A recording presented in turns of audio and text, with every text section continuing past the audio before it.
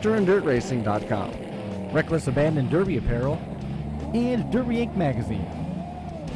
This is the Crash Course Demolition Derby podcast, recorded live at the FingerLakes1.com studios in downtown Seneca Falls, New York. And now your host, Chris Marquardt. Good afternoon, good evening, and welcome to episode number 428 here on the Crash Course. I was just watching that opening sequence there for a moment and thinking that, it was about this time that I got the first camera that we ever used back in 2010. There's no clips on that intro that has anything from the first couple derbies. I think we did, it was like maybe 4 or 5 derbies that first year with heavy hitting promotions. Seneca County and Metal Destruction was the first one in 2010, and Brett ended up winning that one, but there's no clips from those. But I remember that from way back when, 13 years ago. That was 5 or 6 concussions ago. It's good to remember that. I bet you it was more than that.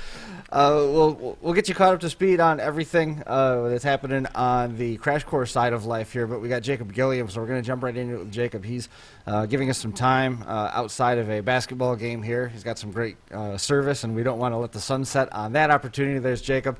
Appreciate you making some time for us, man. Yeah, no problem, man. Jacob is going to be doing a Stay in Your Lane presentation at the Smith Metalworks Expo that's coming up at Preble County Fairgrounds the first weekend of April.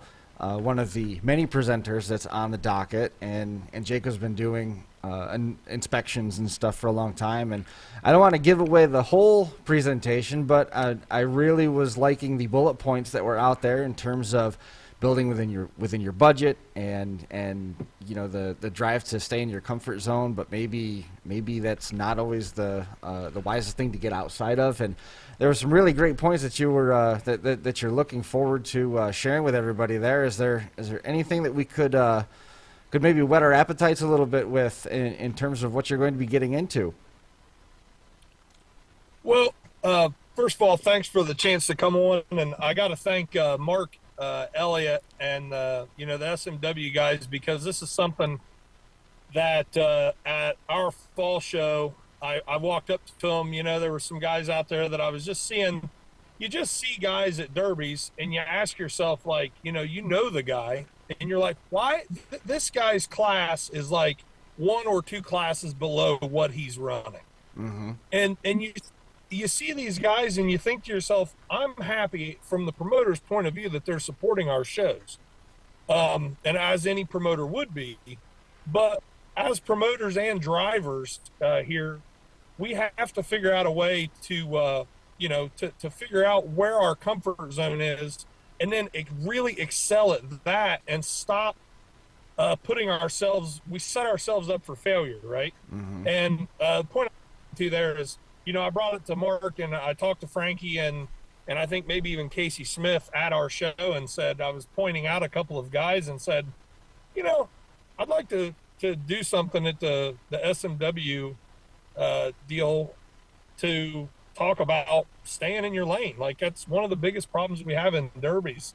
And really, it could go to any motorsport, but one of the biggest problems I think that we run into in derbies is people running a class, or even sometimes 2 classes above where they should be in the sport. I don't know if there's necessarily any harm in that, but I can guarantee that the Facebook post is going to say you're going to get out of the sport what you put into it. You know what I mean? But I don't believe that's necessarily always the case. So I think you're probably going to have more fun if you do maybe stay in your lane. I like the idea of the tiered evolution of the sport. We talk about the hobby stock drivers moving into from the rookie or the novice rookie, the pro, and stuff like that. But how many times have we seen sportsman drivers, at least in circle track, where they excel at being a sportsman driver? They try to go up, it doesn't work. They come back and they're right back on top of their game. And we've seen drivers that are excellent high-end builders, excellent stock builders and drivers. And I kind of like what Jacob's saying there. Yeah, I agree completely. We've seen it. I've seen it. I guess I won't speak for Chris, but we've seen where guys have, tried to run a class, let's say for shits and giggles, a heavy build class, mm-hmm. And if you're going to run a heavy build class, let's be honest, either A, it's going to cost you a lot of money, or B, you got to be a hell of a builder. And we've seen some guys that have tried to do it. I give them credit for attempting it, but I mean I also think they hey, if they back it down a little bit and maybe buy a couple cars and run a couple more shows that is more in their wheelhouse, then maybe they'd have better luck. I think sometimes guys they try something new and they get run over and it can turn them off for the sport completely. And unfortunately, the availability of parts sometimes people think, well, geez, I got all the right parts.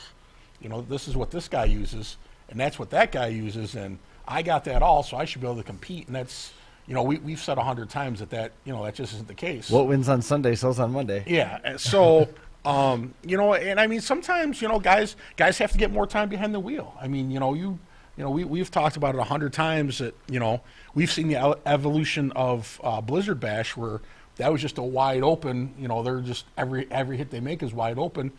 And even at Blizzard Bash, you're seeing a little bit more of the more precise hits and, honing in on stuff. So, by all means, I think if in the builds, that you run and you compete in, if you're super successful in that and, you want to take a next step, then, I would say go for it. But, if you're having issues and things aren't going right, stick to I would say stick to what you're doing and work on it and get things better. And then, and it's like you said, I mean, we've seen it, a million times. Guys have, locally, dominated sportsmen and then go into modified and they have a hard time qualifying. So I can definitely see where he's coming from. You made a good point about how fighting above your weight class, if it doesn't go right, it can turn you off. Mm-hmm. It can also put you in a really, really bad spot. Because if you fight above your weight class, and then the car doesn't hold up, and then you take a couple bad shots, and it damages the block, or it damages some of those expensive components, now not only are you in a really bad mindset, now you've also run into a problem where your investment has been severely damaged, and you don't have any cushion necessarily to fall back and fix it. And all of that comes back to, and Jacob, you can pick up on this if it resonates. It all comes back to more money, more problems. Yeah, and that's kind of the thing is we actually have people in the sport right now. I've even heard some promoters pushing this thing of like you have to keep moving up. But I say, what, if you're a guy who has, let's face it, even if you have a stock rear end, you have to have good parts in it to compete. Okay, so if you have that stuff right now and you're comfortable running a basic build style of show, almost every show out there has that class. Now, it may not be the main class, but they have that class. Mm-hmm. And if that's what you're comfortable with, and that's where you excel, and that's where it makes sense for you to run, then don't listen to the people who are telling you, man, you know what you need to do?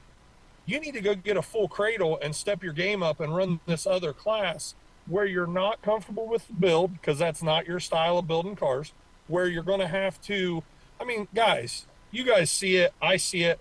You got guys that you talk to at the Derby, and the guy's like, yeah, man, I remortgaged my house so I could buy all this new cradle and the parts to compete in this class.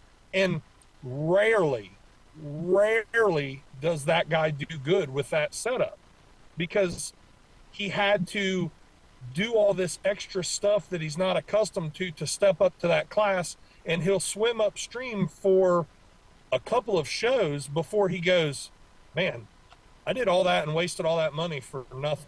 I didn't win any more money. I could have won several $2,000, $3,000 derbies and not spend any more money, but instead I spent this extra $5,000, $10,000, $15,000 to go up to this next level where I'm not comfortable, where I don't have experience. And now, and from an official's point of view, a lot of times those guys are the ones that are like, well, that guy's car is overbuilt. Well, no, that guy's car is built to the maximum of every rule that there is, because he knows how to build it to this class because he's comfortable in this class. And yours was just built to barely meet the rules at the lower end. So yes, his car is a lot better than yours. But if that same guy stays home and runs, say, like in our shows, we have a pro stock class, which is full protectors. We have our super stock class, which is a little lighter of a build, but still a really good build.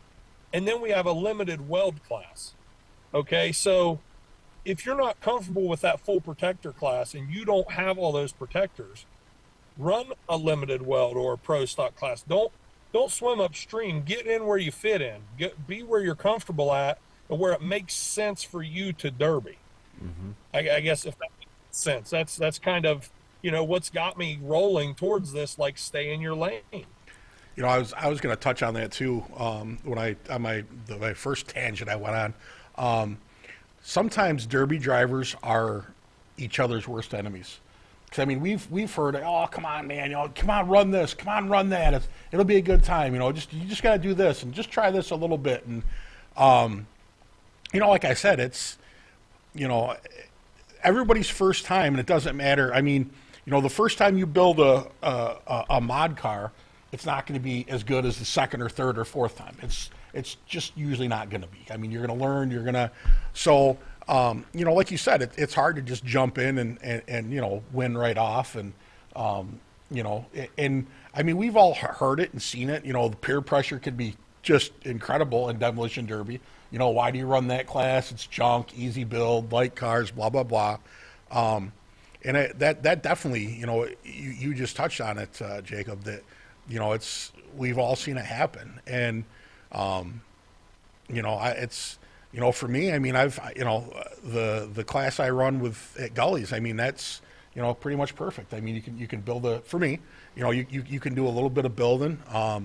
You know, it's a fun class. You can spend a little money. You can, but it's got a good payoff. But I mean, you know, I have no desire to build a mod car and go somewhere around. None. I mean, you know, if I was 20 years younger or 30 years younger, maybe I'd give it a shot. But, you know, and that's, you know, I don't ever see myself building anything heavier, because I know that's, you know, that's where I feel comfortable, is where I'm at right now. Right. And there's also something to be said, being patient enough to find what suits your build. Yeah. We've seen a lot of drivers from New York who hadn't traveled, who did, and when they did, they found places that would fit with what their comfort level was. You know, Guy Raymond comes to mind, Steve Lanin, the Palak, a lot of the guys from Western New York did that same thing. Yep. So, I mean, there's something to be said for that for sure, and I want to kind of piggyback on that same idea, is you got to make sure that you read the rules. Oh, yeah. Because there's sometimes the rules almost don't make sense when you start thinking about it. There was a rule book, and I can't remember where it was, that allowed a fully built rear end, so you could run a Polestar Mopar. Mm-hmm. If you want to invest the money and put the money on the table, and you could run a fully built rear end from whatever derby manufacturer. However, on the flip side, you were not allowed to run a full floater that you get for $150 out of the junkyard. Yeah. So frustrating. Yeah. I hate to interrupt, but that is one of the number one things that's frustrating to me, is when a promoter says you can run all these high dollar rear ends, but you can't run an 8-lug. Yep. Did you have to argue with TJ about that? Not too much, because, you know, listen, I want to be honest and upfront, because I know there's going to be a lot of people like, well, where do you get off telling me this? Listen, I will admit that for the last several years of derbying, I feel like I've been swimming upstream. I can build a car, I believe, with anybody out there, but I have not had good luck building these heavier builds, and I'm like, you know, for me to have fun, I'm going to step it back. I'm going to stop trying to, what I call, swim upstream. Mm-hmm. Now, you take a guy, I'm just going to throw a name out there because I'm from Ohio, so I know him well. You take a guy like Toby Hilett. He can get in anywhere because he can build the heaviest car or the lightest car. He's comfortable across that whole range of builds, okay? He's one of those drivers. There's a lot of them in the sport that fit in a heavier build or a lighter build. But those of us that, you know, like I say, I'm speaking from experience, you know, you have to know where your comfort zone is and just be happy being competitive at what level you can be at, you know? Right. There's also something to be said for the driving style. You have to know how to operate with that driving style. You look at Tom Henderson. Oh, yeah. He's a very, very, very good builder, and he's also very comfortable with that big show chess match driving style that Yep. he needed to implement to be successful at Yep. Bash for Cash, and it played out his way. And then when the build was tuned down a little bit, he and all the group that he was running with were able to put on a very good showing, Yep. and ended up taking the win. So I mean, again, it's a matter of knowing how deep the waters are that you're swimming in. Yep. You know, I mean, that's it. All comes. It really truly comes down to what you feel best in. I mean, it's and I've had guys ask me, and a good example would be the last year I won at Waterloo when they had the mod class there. Mm-hmm. There was 3. Not your cup of tea. Yeah, there was. Well, there was 3 nasty mod cars there. 3, and there was some local guys that went out of their comfort zone and tried building and tried competing. And everyone to a man, every one of those guys, I said, hey, it's great to see you guys here. I'm glad you tried it. Great job. But I mean, it was just. But even there, you could see the difference from the top 3 to the rest of the cars. And I mean, there was a decent turnout. There was probably 6, 8 cars, 12 or 10 cars maybe from local guys that had built stuff. And I told them all, I'm like, hey, I'm very happy. I'm proud of you guys for trying this. I said, this is a hard build. It's going to be a hard show. Great job. So. And I don't want that. I remember specifically coming right off the top of my head.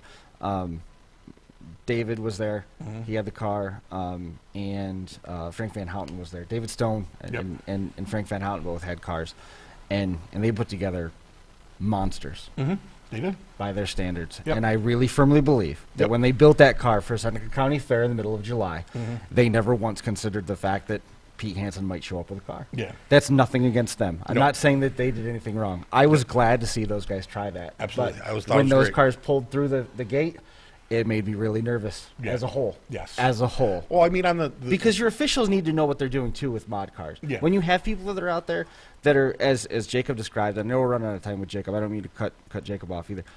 When you have cars that are out there, as Jacob described, who are just starting to scratch the surface of that next 2 levels up, and that other guy, well, he's overbuilt. No, he's built to the maximum. Yeah. You need to keep an eye on that other guy too, because everybody's got to work Monday. Yeah, absolutely. And that's the thing. I mean, Pete showed up with that wagon that hadn't bent in 6 or 7 runs, and 6 or 7 years. Gully had a well-built Ford, and then Matt Gaskin. And the 3 of those guys had run stuff before. And I mean, the first shot, Pete made, he parked. Who'd he park up on the wall right in the beginning? Remember, they said go, but I mean, it wasn't a hard shot. But it was a point maker. Yeah, it was. And then, but like I said, those guys, they all tried, and I thought it was great, but a lot of those guys, said, okay, we did that once, that was enough fun, we're gonna, which is great. They said, hey, we tried it, and I give guys credit. Like if you are, I would suggest humbly, if you want to try something to the next level, try it at a local fair first. Find someplace closer to home. Try some stuff out. I wouldn't, again, humbly, people can tell me to piss off if they want, but, I'm not building a mod car and going to Bash for Cash and saying, hey, let's get after it. I'm not building a mod car and going to Topeka and thinking I'm going to, if you Shea do Walden will be waiting for you. Yeah, if you Kenny Rosno, if you want to try something, find some place closer to home, a little less, a little less competition, and give it a shot. I mean, it's, we've all seen it at one point or another, but there's a lot of things to take into consideration. Cut your teeth at Dunkirk. Yeah. Tommy Dowd and Andy Wolfanger and oh my gosh, heavy hitting Kenny Swingle. Yep. I went out there. They had a great time locking horns with those guys at their county fair rules, and they were made for a great show. But Jacob, I mean, is there? I know you got to go with the basketball game looming out there. We hit on a bunch of different topics here real quick as we skipped across the top of the pond. Any quick thoughts here before we let you go? Yeah, I was talking to another promoter on the phone the other day, and I'm going to hit on this when I talk, but as promoters, we are just as guilty as the drivers are of a guy walks up to you, the guy from Derbian, right? That typically, let's just say he's a street stock or something guy, something of an easier build, of a less expensive build. And he walks up to you and he says, I'm thinking about buying all this stuff and running your top echelon class. And as a promoter, where we have to get better is we go, heck yeah, man, that'd be awesome. We'd love to have you there. Knowing in our head, when we tell that guy that, he's probably going to get completely ran over, waste all that money, and be very upset. So we're giving ourselves a headache where we need to say, well, hey, man, what about our limited weld class? Man, I think your driving style, the equipment that you have, like, instead of buying all this heavy-duty stuff, why don't you shoot for our limited weld class? Because that would really suit what you bring to the table. Yep. And help the driver, because, look, if I convince you to come and run my Pro Stock class, the heaviest class that I have, and you're not accustomed to that style of build, and you get ran over, at the end of the day, you're upset with me. Right. And I've just been honest with you and said, hey, man, all the stuff that you already have would fit great in this class. Mm-hmm. If you just want to, and you feel like you have to run this heavy class, then that's awesome. You know what I mean? We'd love to have you. But I'm thinking from all the derbies I've seen you run, like this class right here would fit you perfect, and you don't have to spend another $10,000 to run it or compete in it. Are all the drivers that you talk to in the tech line this reasonable? No, I gotta say one thing that I am very, very blessed with as a dead man official, and us as dead man in general. Our drivers are some of the best that I've dealt with anywhere in the country. These guys, I give a shout out to every driver that runs for Dead Man, because we have done derbies in a lot of places in the country, and a lot of places you tell a guy to cut something and he says why, or wants to argue, and out here they go, well, I just thought in the rules it said I could do it like this. Oh, okay, yeah, I was wrong. It does say that. You're right, you can do it. Or you go, no, it actually means you got to do it like this, and they go, okay, I'll cut it, no problem. And that's it. I mean, that's literally it. It's so awesome to work with them. Excellent. So, Actually, we had some of those thoughts are in the live chat here. We'll get to those. You can catch up with Jacob Gilliam, the Stay in Your Lane talk, at the SMW Expo, April the 1st at the Preble County Fairgrounds and Expo Center. It's going to be a good one. There's a bunch of different talks that are going to be scheduled through the course of the day, the seminars, and they're continuing to add to that. Frankie Guy's going to have one. There's going to be how far should you pitch an 02. There's going to be Robbie Crittenden is doing a 4.6 build discussion. A lot of good stuff going on. And Jacob, he's going to be one of them that you don't want to miss, man. I appreciate you making some time. Go Hawks. yeah, thanks, man. Appreciate you. We'll catch up with you soon. Have a good night. Yep, thanks. There goes Jacob Gilliam. Yeah, there's a lot of good thoughts that are in the live chat right now. Guy Raymond, the big one, reading the rules is one thing, knowing the rules is completely different. You know, like kind of like what you were saying, is not solely just go check it out on the local level. Go see how those rules are being interpreted in the tech line. Yeah. That's always a good one. Scotty Drevenak, he wants to compete with the best competition, whether it's a Camry or a Crown Vic. Jason Dial says, why not? It never hurts to try. Not wrong there. Christy Germain, straight out of knee surgery. Another new body part. Yep, why not, right? And surviving an earthquake. Yeah. She's there. A lot of people are watching. Brett Nelson checking in. Shay Ford. Daniel LeBlanc checking in. There's Frankie Guy. We do have a break queued up here. We're going to come back. We're going to kind of catch up on some of the housekeeping stuff with Crash Course and some of the dialogue that was existing in the Facebook verse. We're going to talk a little bit about Palmetto coming up in 2 weeks. So we'll do a quick break, and we'll be right back after this.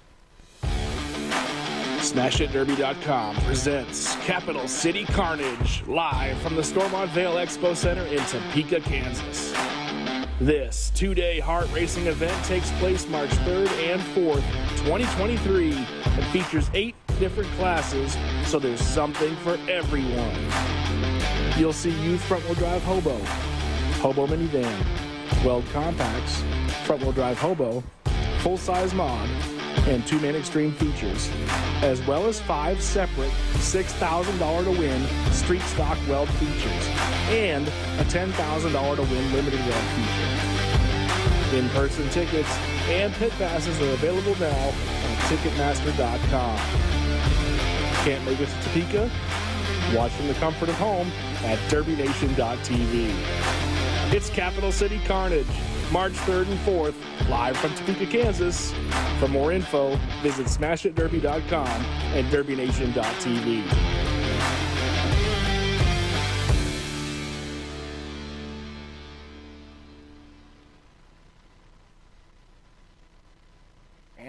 forward to this one. Palmetto Destruction coming up on the 17th and the 18th of February. 7 o'clock start time on February. This one event's presented by Jeffy's Fab Farm and Carolina Derby Promotions. Going to be airing live on Iron City Productions TV and only on DerbyNation.tv as well. It's a 2-day show from the Florence Center in Florence, South Carolina. Looking forward to getting out there for this one, February 17th and 18th. Saturday is going to be 6 o'clock start time. We'll be going live about a half hour before showtime for a little bit of a pre-show, give you an update on where everything is at. Again, Palmetto Destruction, February 17th and 18th, with Carolina Derby Promotions airing on Derby Nation TV, presented by Iron City Productions TV. And we are back. Big thanks out to Jacob Gilliam for making some time for us. The basketball game is in full swing. We'll have to make sure we check back in and get some results. Hopefully they win. Hopefully. Christy Germain back home, recovering well. Frankie Guy, like we said, he's checking in the live chat. And Chad Dunlap says he still runs for fun. Stock cars against full builds multiple times and had a blast. And I get that spot. I get that mentality. You know, you want to take the car out and just go have fun. It originated as an entertainment sport, much as so many parts and pieces of Demolition Derby have. But for those of the drivers that are wanting to get there, that are wanting to take that next turn, we've talked about how great it is when we see these drivers make the jump. But also when you're sitting there in the driveway, Brian doing the research and bolting the parts in, and you know the UPS guy comes day after day after day bringing each of those new parts and pieces. You get to the point where in your head, man, this is the best build that I've ever put together. Mm-hmm. And you get there and you find out that might not be true. Yeah, and it's sometimes it's a hard one to swallow. Or it could be the best one you've ever built, and you get there and realize it still ain't quite good enough. Well, yes, that's and that's I mean that happens. More eloquent version of what I was trying to say. Yes, it's and it's part of Derby, and like I said, I mean it happens. Unfortunately, there's some guys that try to do the opposite, and try to overbuild and go to shows where they think there's going to be no competition and they're going to be heroes. So, it's again, if you want to try the next step, then try it somewhere close to home. Do it a little at a time. Don't get yourself in over your head.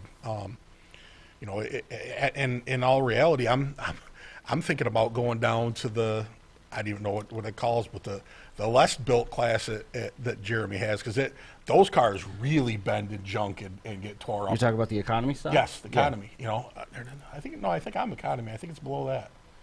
Might be a street stock. I don't know what they call it, but I mean that's old school. That's like you got to run a rod for a floor shifter, and I think it's 1 bar at the dash and 1 bar at the behind the seat, and there's no welding on the frame, and but I mean when that sounds like something you could really get your hand. When that heats over, everything's junk. It's right. Awesome. Like it's what you and I can safely say got us addicted to derbying. Yeah, that's what it was right there. And it's guys tend to drive hard, and even those cars that run there for the most part aren't cheap. Guys still go out there and get after it. They tear stuff up, and it's great to see. But there is a reason why the Relic class and the Frank the Tank 70s Wire class continue to be the showstoppers at Bash for Cash. Yep. There's a reason why the stock class at Dunkirk was always so much fun to watch. There's a reason why the county fairs around here for the longest time were so resistant to upgrading the rules. It was because the casual fan, the fan who only goes out here at the county fair level, that only goes out 2 or 3 times a year, not drivers, fans, only go out a couple times a year, and they want to see the trunk lid falling off, the door hanging off the side, the steam, the nose jacked to the air, and they want to see the cars bent and twisted afterward. And in the vein of an entertainment sport, that's what you need. When you have a 45-minute heat where the cars come out and they look pretty much the same as when they go off, is when they pulled out there, is when you start losing some of the entertainment value in terms of the chaos. Yes. There's still a place for that. Yes, and, by all means. And this ground where we're sort of at times playing both sides here is one of the things we're going to get into in the final 15 minutes of the show. People love seeing junk on the track. Christy says this. They do have a bone stock class. I misunderstood. I thought there was a street stock and economy, but you're right. They do have a bone stock class. Yep. If I remember right, it was one of the economy compact cars that Jake Sherman had one time. He won with that and then took it out there against the mod cars and won the same night. Yeah. I don't even think he had a chance to cool it down. No, just turned around and came back on the track. No, I remember that as well. No, but it is. I mean, at the end of the night, you have to have people in the stand. Yes, the drivers put on the show, but you have to have people in the stands to pay the drivers that are putting on the show. So you definitely have to find a happy medium as to what people want and what they'll accept. And that same happy medium applies to the amount of money that you should be investing. I was talking before the show with our producer Nate, who's an avid gambler, possibly in over his head. Text New York, savethegamblers.com. And all of the TV shows now have their own betting platform or gambling opportunity. And Demolition Derby is kind of the same way. It always tells you on those gambling ads for, if you want to be a Caesar, or if you want to do the, DraftKings or win Clint Boyer's money or whatever it might be, to know your own limits. And I think there's something to be said for that, especially this time of year, because we allowed to see a lot of people jumping up classes when they get their returns and stuff. So there's something to be said for that as well. I really hope that a lot of drivers take the time and go listen to Jacob Gilliam when he presents at the Smith Metal Works Expo, because we sort of scratched the surface here and we're putting our spin on it. But the whole presentation certainly is going to be worthwhile to take in. Yeah, absolutely. And you mentioned, there's going to be a lot of great topics talked about that day from multiple people. So Frankie Guy's going to be there. Yeah, Frankie's going to be there. There's a chance to speak publicly. You think Frankie's not going to find something to talk about? Yeah, Frankie's got a little bit of knowledge. He's been around the sport for a while. Every now and then he'll put up a picture from back in the olden days, and he's definitely a guy that's been around a while. And obviously, you see the number of shows he has and the car counts he has. He's got to be doing something right. Mm-hmm.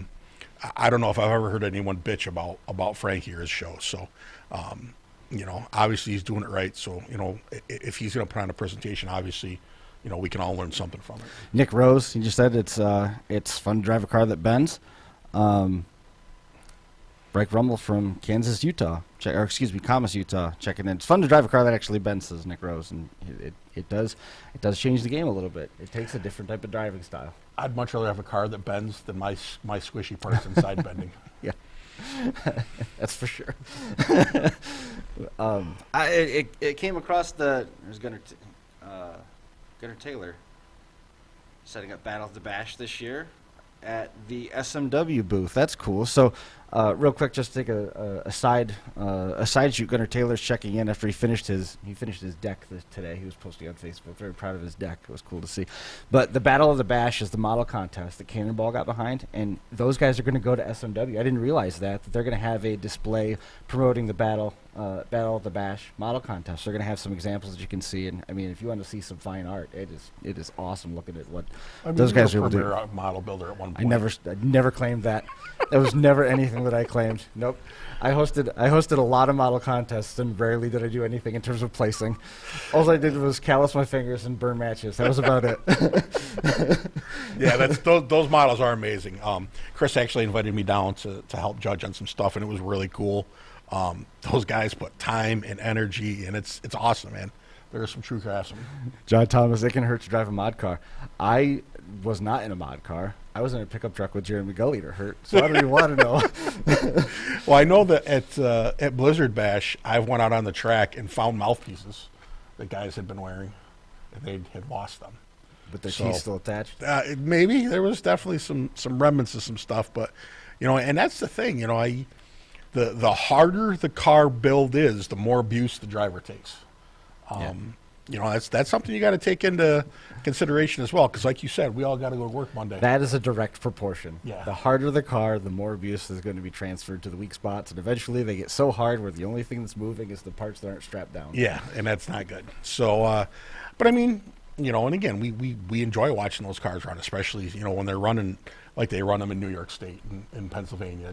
They get after stuff. We have been to shows where they didn't get after them so much, and I'm pretty sure cars were running out of fuel, but that's another topic. That has happened. It has happened. We've seen it. The chess match to get there, though, was fun. And then drove home afterwards. And then drove home. I don't know if you saw this, but there was a formal groundbreaking that happened over the weekend. Mad Mike's. Mad Mike creating a recycling business as a whole, and I gotta believe that that's probably just a recycling business so that we can get derby cars, but I can see that. But congratulations out to him. And then also on the topic of Blizzard Bash, it was pointed out that as things have evolved, that the quality of the build, would I agree or not agree that the quality of build has gone downhill at Blizzard Bash? And I pushed back on that thought a little bit. I don't think that the quality of build has changed. I think that the margin for error has changed. Everybody is so on the ball in terms of what they're putting together. It's the game of inches, if you will, that if you miss something or you don't execute something fully, then that is the weak point of your car, and it can be a catastrophic and even terminal failure for your weekend. What was this person using as their reasoning for saying? Oh, just looking at the name recognition of the teams, looking at the teams that are coming back, looking at who's winning, looking at the cars and how they hold up through the course of the bracket, looking at the cars on the qualifying side and how they hold up through the course of the bracket. And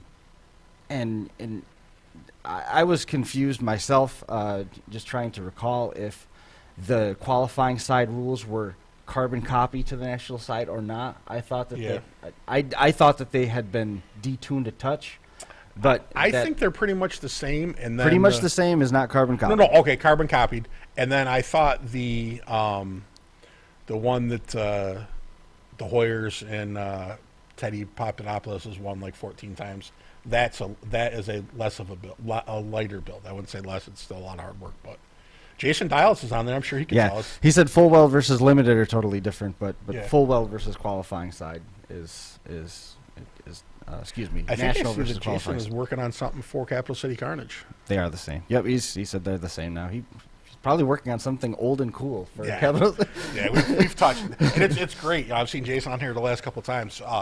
Jason is absolutely one of our favorite guys because he will try anything, and he has been pretty successful with most everything he's built. Just a great dude.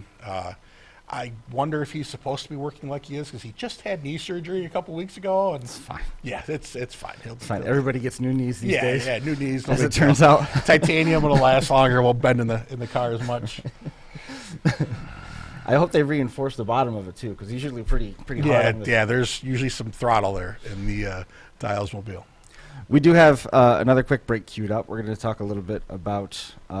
Actually, I forgot what we put in the second break. I think that's Jeffy's Fab Farm in that one. We'll tell you a little about Jeffy's Fab Farm. He said just wait for Carnage. Perfect. We're gonna run that real quick. We'll be right back after this, and we'll wrap up episode number 428. Jeffy's Fab Farm in Fredericksburg, Virginia specializes in all of your demolition derby needs. We've got you covered from bumper to bumper. Whether you need headers, shifters, harnesses, fueling systems, or complete turnkey setups, Jeffy'sFabFarm.com can help. We've even got a Canadian branch to help our northern customers. With over 16 years in the industry, we've got the knowledge and experience needed to provide the highest quality parts and put you in the winner's circle. Visit our website today or call Jeff at 540-907-3390. Fabby says the best parts come from the farm. Jeffy'sFabFarm.com. Demolition Derby Life magazine releases 12 copies a year and covers all of the action coast to coast for the Demolition Derby world, home of the hottest action motorsports magazine on the market. There's over 30 editions that have been published to date. A full year subscription is $119, and past issues are available. They should be coming out with another release here in the coming weeks. Make sure you jump online and follow along. Find out more about Lexi Joes and everything going on with Demolition Derby Life magazine on demolitionderbylife.com. And the 2022 season is in the books for the Hardcore Derby Promotions team. That's a wrap on 2022. Thanks so much to the fans, the drivers, the crews, everybody. They have had all sorts of polls and discussion on ongoing dialogue on Frankie Guy's very busy page and also the Hardcore Main Facebook page, looking ahead to the annual Smith Metalworks Derby Expo and spring meetings. Again, they're going to be looking at having a bunch of shows on the Unified Point Series in 2023. Find out more about the rules, the classes, and everything going on with Hardcore Derby Promotions on their Facebook page, or check out hardcorederbypromotions.com. So, fun fact, guess what file I never sent to Nate? Which one? The schedule for Hardcore. That was not the ad that I thought that it was. Well, you got a couple weeks before it starts. It's all good in the hood. In the vein of stay in your lane. Yep. There has been a lot of conversation on Facebook. We've got a very active room here tonight on Facebook about What does Demolition Derby need in terms I of, saw that. I didn't get to read it yet. turning the corner? And TJ was in on that conversation, and he was talking about what he's working on with Alex Vasco in terms of their podcast and media attention. Jeffy Clark, who is watching along with us right now, he's been in on some of those conversations. Dustin Wood, he's been in on some of those conversations. And, there was talk about, some entities spend too much time promoting their own production company, and they don't dive into some of the deeper stuff. And a lot of the fans were saying that they wanted more of the calling to the carpet. TJ was involved in that. So, while we got a busy room, I'm watching the chat here a little bit as we talk, and this is something that's going to be an ongoing discussion to the point where we might even bring some of these personalities on, and we'll have that talk here in live time with our Zoom meetings, because we've got that working pretty reliably. But one of the things that came up that I saw was they wanted fans and promoters alike were looking for more, ultimately some more accountability. You look at some place like NASCAR, and they bring people on and they talk about, what are your thoughts on getting dumped? The Clash was this weekend. What are your thoughts on this? So do you try to get a hold of that driver and say, why were you loaded? What are your thoughts? Do you try to get a hold of the tech inspector and say, why were you loaded? Or why did you load this guy, and why didn't you give them the opportunity to cut? And I think ultimately, while we've done this before, and it hasn't necessarily been well received. Yeah, it's a good way to put it. We've done it here before, and it wasn't necessarily well received. I think that the problem that we run into in terms of that media stuff, in terms of it gaining the traction and having that independent element to media within Demolition Derby, is so far, all the media in Demolition Derby has come from within Demolition Derby. I might even dare to say that I'm a rarity in it, because I've never actually driven in a Derby car. The closest I got was being a passenger one time, and I went to the emergency room. Might not be for me. But in terms of trying to stay objective, in terms of the print, in terms of some of the other stuff that's out there, in terms of media coverage, when you look at what you've got with those independent entities now that are interviewing drivers, that are holding promoters accountable, the promoter, in the closest parallel to what we've got is NASCAR. And it's only 3 divisions of NASCAR. When you look at the breadth of what NASCAR is, are they being held? Is Dirt Car being held with World of Outlaws, with the Dirt Modifieds, with the crate engines? Are they being held accountable? Do they get in that spot? And ultimately, once that is out of the box, once that bullet is out of the gun, you can't put it back in. True. Is that actually where we want to go with this? And I don't know if we're going to get NBC and CBS and Fox and all the media outlets to jump on with their independent. Because what happens is you end up with a TV deal. They bring in their people. Then they hire off the experts. That's why Jamie McMurray's on TV. It's not because he went and filled out a job application. No. He got out of the car early. Same thing with Dale Tom Jr. Brady. Dale Jr., Tom Brady in a couple of years. Tony Romo, he's going to be on TV. That same kind of thing. So a lot of different places for you to tackle this thing from, and I'm watching to see if anything gains traction in the chat over here. Can I give my opinion, or are you nervous about it? I'm not nervous, but I just don't. One time I was told that we need to do more in terms of being independent instead of me being shy and you being my lapdog. I'll definitely voice my opinion on this. What happens, in my humble opinion, let's say that Chris and I are at a derby and we're announcing said derby. If driver A gets loaded and we talk to driver A, then all of the people that are friends or follow the promoter and inspector A bash us for not giving their side. Right. So then if we give the inspector and the promoter a side, then we get bashed for not giving the driver a side. Which is exactly what objective is. Right. So do we have the mechanisms in place with our live shows to do that? And my humble opinion is a large amount of people, in my humble opinion, are vindictive. So if we make a group of people angry because their opinion differs from ours, then I feel like This group of people is going to do everything they can to trash what we do. It sounds almost as if you're saying that if one part of the sport gets too far ahead of itself, the rest of the sport cuts its own head off. Yeah. Almost we keep on saying, how many years have we been doing this now? Is it 10 years yet? Chad Dunlap says you can't make everybody happy. You can't make everyone happy, but you can go to the point where you no longer have the opportunity to do the job. Yes. And that's the thing, it's a tough line to walk. I mean, and we have. Chris has been approached numerous times about, hey, how come you don't do this and how come you don't do that? And, if you had more like a Jerry Springer show for a better, more people would watch. And what was my answer to that? We don't want to be Jerry Springer. I don't want my reputation of having a good show based on throwing a bunch of mud around. No.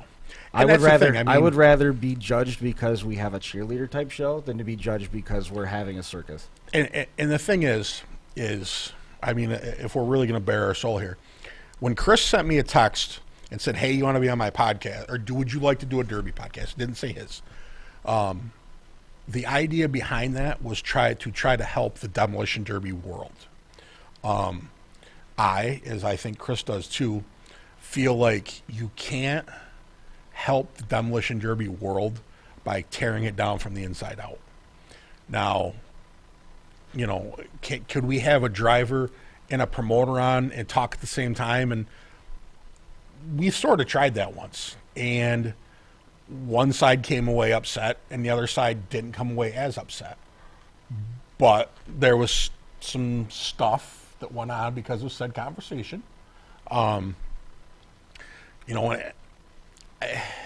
Motorsports is a very volatile sport. Big time. And when you look at like the ABC, NBC, CBS, Fox, if you watch their promotions, it's rare to hear guys that announce for the said series put down the series. Now they'll let the drivers say whatever they want, and they might comment on that, but they're not going to run the series down. Now you go to a flow racing, and I feel like flow racing started out a little more on the cowboyish side. A little more edgy. Yeah. But like I noticed last night, I was watching the race from East Bay, and the other night they were talking about a track, and hey, we worked on it and it's better. And last night I was watching the first race from East Bay, and every late model that went into turn 3 would hit a bump and the whole car would go airborne. Mm-hmm. And it was never mentioned on the whole. And I'm like, that's kind of weird. Usually these guys, I like the announcers, are pretty good. Right. But at some point I'm feeling like somebody might have said, hey, we're not going to talk about that. I don't know what the answer is. I really don't.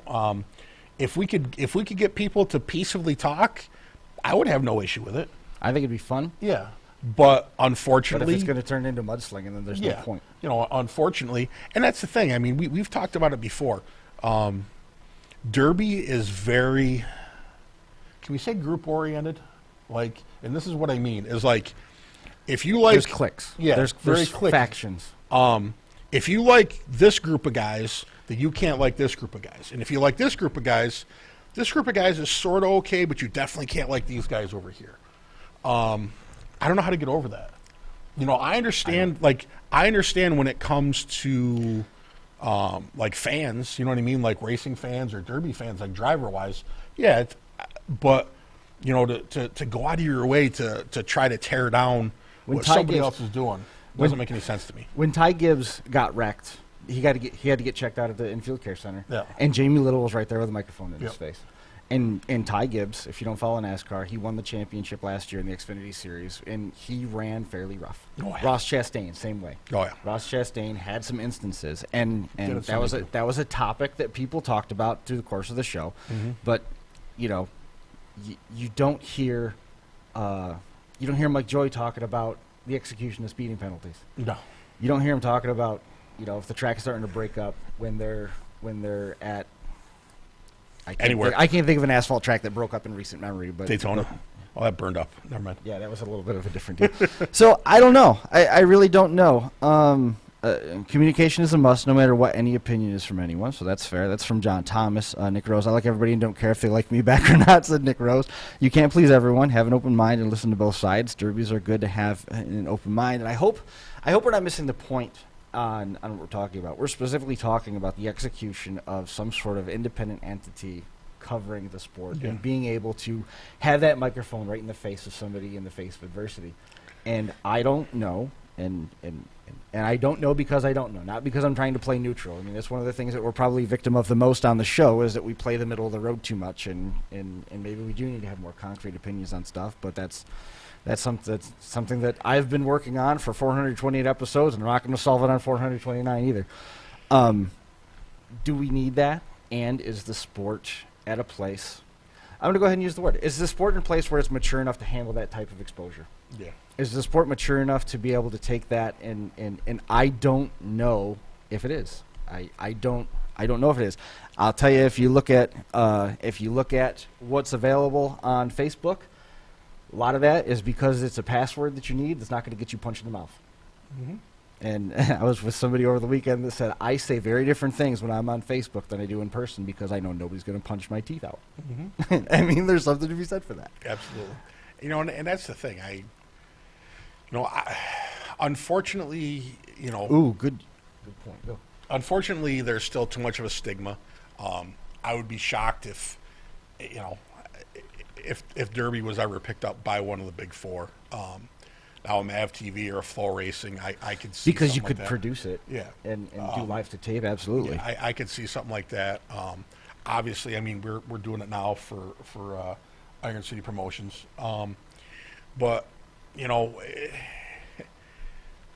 boy, I want to say something, but I probably shouldn't. Unless there's somebody involved with the production that understands and loves Derby, it's not going to come across as genuine. Mm-hmm. When you have people that are doing a job that's just there to make the money and to have what you see on TV look pretty, that doesn't necessarily mean it's going to be the best product. To get Derby across, you have to have people that love it and that care about it and want to see it advanced. If you brought Mike Joy in, I mean, maybe he could make it sound interesting, but I'm betting not, because he doesn't, obviously, maybe I'm wrong. Maybe Mike Joy loves demolition derbies. Who knows? But,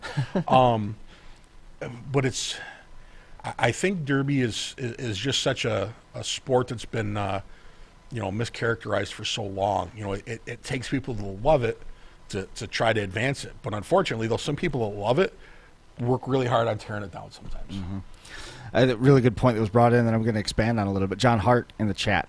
I said, issue with Derby drivers is there isn't a sponsor on their back end that keeps a particular driver in check as you would see in NASCAR. And also, to further on that, there's not a sponsor that is going to keep the production in check either. True. At this point. There's been times where that's been close to true, where it's been there's been some muscle flexed in back rooms before, but never to the point where it curbed the entirety of the production or put it in jeopardy of being able to be on. More just personalities and stuff like that. So I mean, yeah, and I think that's one of the hallmarks of what we do, what we see. Steve and George, Mark Klein's operation when we're in Topeka and when we're at Bash for Cash, working on those shows with those guys. That passion comes through when those guys are on the air. I'm looking forward to going back to Keystone. It's always fun to work with you when we're out there. It's one of the things that everybody used to talk very highly about with Josh, is that while he might have been polarizing, he was definitely passionate about the sport. Mm-hmm. And that's one of the things that I think is always going to be that's going to be the litmus test above all, where we're at right now. And I think that's going to be something that will carry on past this point. If it does somehow end up breaking into firmer ground, I guess is the best way to say it. I think that there's just way too many variables in terms of what the sport has to offer in terms of clearing the track and the pace, repair times, and stuff like that to get it on live TV. But that's a discussion for a different time. In terms of trying to have somebody out there as the objective observer that will call into check, I think it would quickly turn into somebody being blackballed. Yes. The way that the sport is Yep. right now. Absolutely. Without a doubt. Yeah. Absolutely. Yep. That is a lesson that you will quickly learn. Yeah. That goes back to being vindictive. I don't know, but if I'm wrong, if I'm foolish, you're in the chat right now. We've got a bunch of people that are watching along with us. Send me a message. Let me know what you think. It's good stuff. We did get a message. I sent a message off to Lexi. I'd missed something from her on the Crash Course page, so we'll be following up with her. And also we got to hey, Chris Leach. He came out of his Cool garage. cat. Yeah, came out of his Oh, he's garage. probably in his Oh, he's in there garage. with the rattle can windows. Yeah, rattle can windows. And we got a message from Alex Vasco, which I completely apologize. I never did get back to him. So I shot him a quick message. I almost think I was at school. Shot him a quick message and said I'll get back to you, and then never did. But we're going to be seeing him in we're going to see him in Palmetto. So that'll Cool. be exciting. Looking forward to catching up with Alex down there. But yeah, make sure you get out there and support Palmetto. If you can get down there in person, you're going to want to see that. The next Unified Point Series event is coming up this weekend. February 18th. That's going to be Hillbilly Bash. Yep. Jason Atkins is going to be working on that. Mark Elliott, he's been feverishly working on his car over there at Mark Klein's shop. He's been getting that program further on its feet. So that's news that's coming down the line. And then, like we said, we'll have Palmetto, and there was something else that was waiting in the wings. And before long, it's going to be Capital City Carnage. That's the first week of March. We're 3 weeks away from that. Mm-hmm. Off and running, just like that. But Be bash for cash before you know it. it will be. It will be. So, I'll leave it open there. By all means, if you see something, Kyle Baker. There's Kyle Baker. I personally think the Crash Course has one of the most professional and best chats out there in the sport. It's really helped to move forward. Professional chat with knowledgeable people leading will take our sports leaps and bounds. Thank you, Kyle. Appreciate that. Very nice. Thank you. Yep. We do have one more break queued up real quick. We'll roll through that, and then we'll bring it back and wrap up 428. Where'd you go? We did do a derby. Ow, my head! You want to do a derby?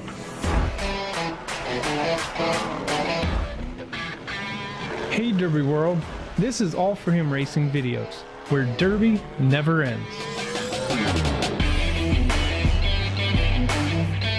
We have people come up and ask, what is All For Him Racing Videos? And the answer is a YouTube channel dedicated to growing the sport of demolition derby in a positive and fun way. Our passion is to show the next generation the sport and capture the memories for generations to come.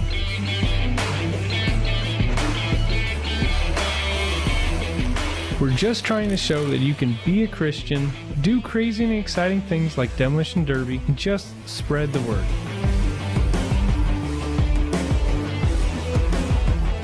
We have traveled all over the country filming events, all while meeting many great people, hearing amazing stories, seeing the passion for this sport, and falling in love with the derby community.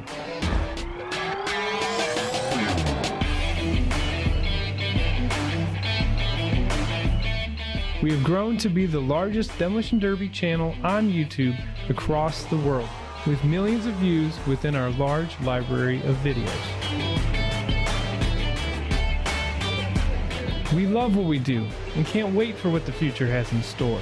We always want to be a place for positive, exciting, and action-packed derby videos.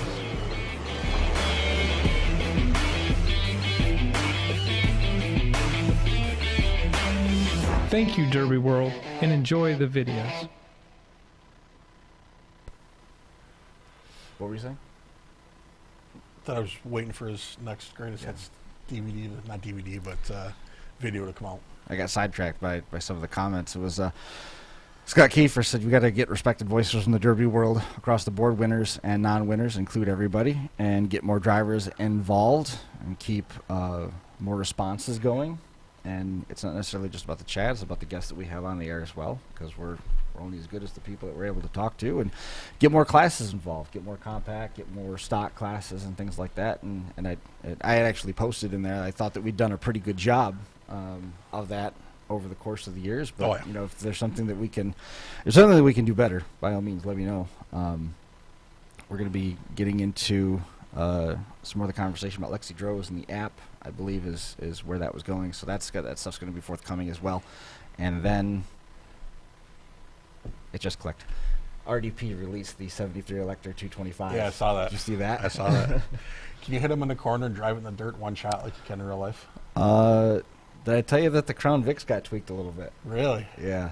Yep, they're not quite the impervious monster in stock classes, and I saw a picture of a car that drove in the corner and drove it right into the dirt. It was kind of exciting. Yeah. My Zach, my oldest, came home the other night and passed his curfew, but he was that a conversation about responsibility? Yes, we did have that conversation. But he said, Dad, I was helping set up my buddy's computer. He goes, I can play the Derby game on that. I'm like, really? And he's like, yep. So he's all excited to try our RDP. So I maybe have to hook him up with you, and you can teach him how to cheat a little bit and go from there. I'm not going to teach him how to cheat. I can make him skins, though. Now that we have the Electros, today... No, we don't do Electros. It's either going to be a Shocker, or a Wagon, an Imperial, or a Caddy. That's it. Nice. Actually, do you remember me driving a Buick Electra 225 at Waterloo? Say that again now? Do I remember you? Do you remember me driving a Buick Electra 225 at Waterloo? Did it have your number on it? No, it was back when they used to put, you got the number when you came through the gate. No, I don't remember that car. No, I don't remember that car because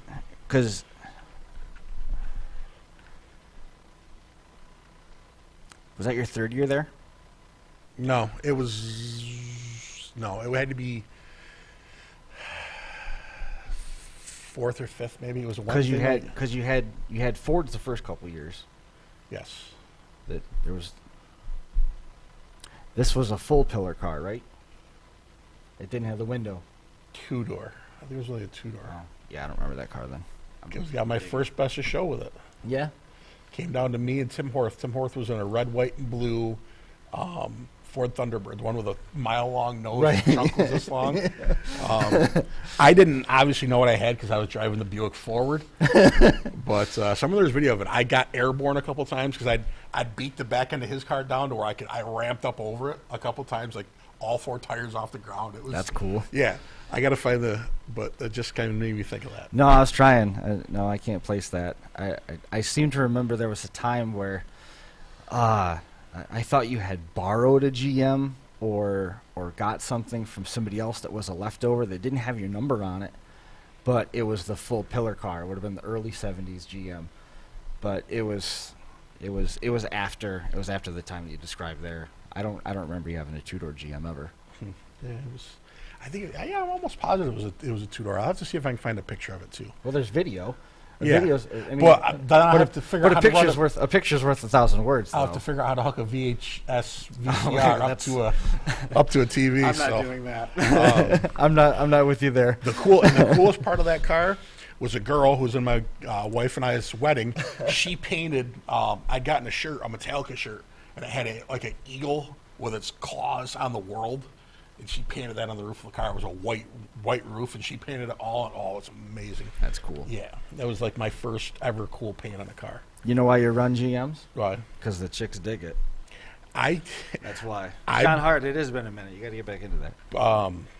I bought that car for like $65 from Walt Mitchell. Just had to take it back of course, right? It probably had a bumper that's worth $700 now, right? Yeah, it was. There was no rust on it. It was a solid cherry 455 that ran like a beast. You know what I bet on that car that I've never bent since? If you look at those old school Buicks, there was on the gas pedal there was a chrome piece. It went around the outside, and then there was a chrome piece that went down the middle. I bent the chrome on the gas pedal. I was pushing it so hard. That's cool. Yeah, I was pretty proud of that. I'd never done something like that before. Now they have full pedal setups that don't bend. Yeah, that stuff don't bend. Your legs bend before they do. But it was actually, I ran two cars that night. I ran that, and I ran a St. Regis that had been a cop car. There was a raw box, like no floorboards in the back, and So, Harry Kopp won that night. yeah. So since then, the police car that you ran, that was the raw box, for the longest time was believed to have been the Chiefs car, No, and it wasn't. no, that car came from Canandaigua. The Waterloo police car that we thought was the Chiefs car when it got ran was not the car that I thought that it was. In the times, I mean, obviously we've had a lot of time that's passed since last time I was in the back of Walt's lot and found the Chiefs car, the Diplomat. It was there still, and I had long since thought that had been derbied, and it wasn't. So I'm not really sure what car ended up getting wrecked, but There's a car now that sits in our Sally Port at the jail.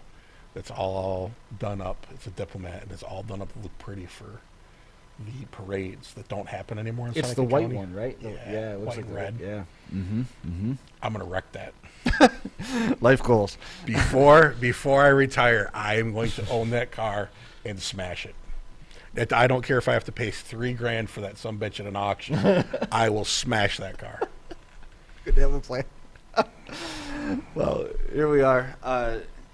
Dylan Goodwin talking about being able to run a show next year. Appreciate you checking in on that. It's going to be his first time in a car since 2019. I believe he said he was going to do that on one of the track shot shows in Iowa. I missed the location. Washington, Iowa, hometown fair. Brian Jennings checking in and watching. Nick King. Nick mentioned me earlier in the day, earlier in the show, and I missed what the comment was. So appreciate Nick's support. And we'll be back again next week with another episode. 429 is on deck. I don't know if we're going to go the way of. Well, actually, I know what we're going to be talking about next week. We're going to be talking about Palmetto. Palmetto's right around the corner, and maybe we'll even be able to get a chance to catch up with the Atkins. I sent the message to him, but unfortunately, they don't accept new messages from people they don't necessarily know. So we're not friends, so I wasn't able to get a hold of them. But certainly a conversation that I would like to have if we could get there. So, on that note, if the Adkins are listening, love to catch up with you guys too, and also we'll be following up as we do the final run up, the go home episode, if you will, to Palmetto on next Monday, right? Nate, Correct. Monday, no basketball. Right, thumbs up. So we'll be back next Monday with episode number 429. We appreciate you tuning in and hanging out with us for a while. Everybody that's getting new knees and joints, get well soon, and we'll catch up with you again next Monday.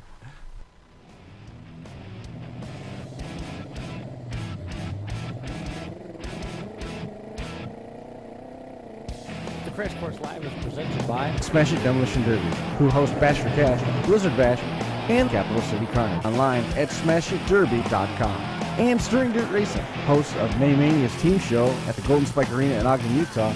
Online at stirringdirtracing.com. Reckless Abandon Derby Apparel, and Derby Inc. Magazine. This is the Crash Course Demolition Derby podcast, recorded live at the FingerLakes1.com studios in downtown Seneca Falls, New York.